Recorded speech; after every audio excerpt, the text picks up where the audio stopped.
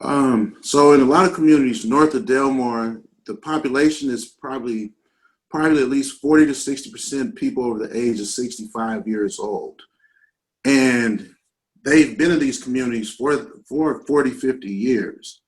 So the relationships they once had when they were thriving, full of life like us all, not saying they're not that now, but they're not as mobile to be able to get information. Also, people not having access to the internet, not being able to have even on their phone, and a lot of elders don't have that.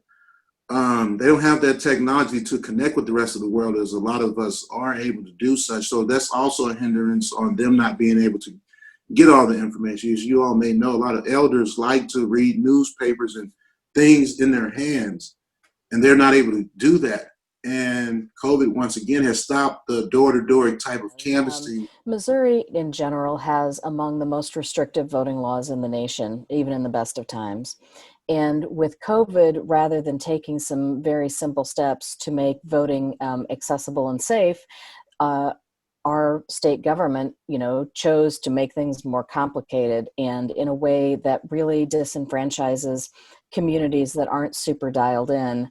I mean, and when I say super dialed in, I mean like super, super dialed in, because the situation that we have now is so complicated that, it's rare to find someone who is not confused about how this all works. And if someone, as Justin referred to, doesn't have access to the internet, it's just that much harder to sort through what your options are and how you can vote. And, there are a couple different ways to vote by mail. You can vote absentee by mail, or you can vote a no excuse absentee ballot, or rather a no excuse mail-in ballot. Two totally different things, different rules. It also requires, to get those ballots, generally internet access to get to the application form. So you're looking at all these steps just to be able to, vote in a way that, doesn't require you to go out in public and potentially expose yourself to COVID. And yet, there hasn't really been a lot of movement toward making that more accessible for people. For example, sending out ballot applications with an explanation of how the system works to everybody. Not only is the application process onerous, then you get the ballot in the mail, fill it out. There's an affidavit on every envelope that has to be filled out exactly right, or the ballot can be rejected. Sometimes the ballot rejection rates are as high as 10%.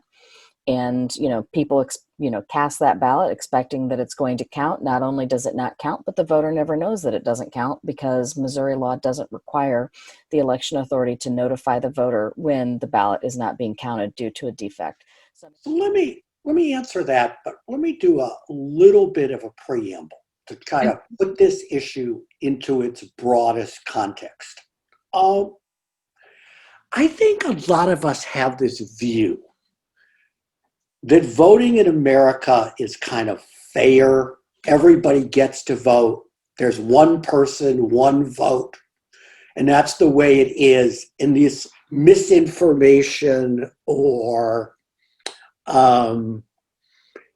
suppression or any of this is something unusual.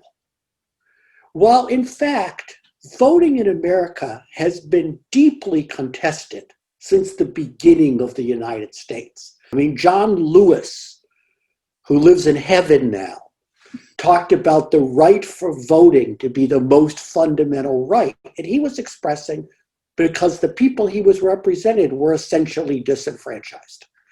Remember, when we started the Constitution, voting was fundamentally limited to white male landowners. And we've had a very gradual, the arc has sort of bended toward justice, but very, very slowly and uncertainly. Voting has always been a tool and control of voters for people who have power or are in office to keep that power. If your vote weren't important, there wouldn't be so many powerful people trying to keep you from voting. I mean, that's really the bottom line. That is how you can gauge the importance of your vote, is how hard people are working to keep you from voting.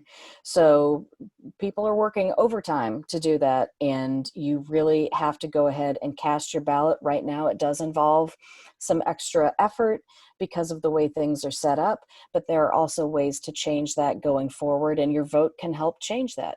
For example,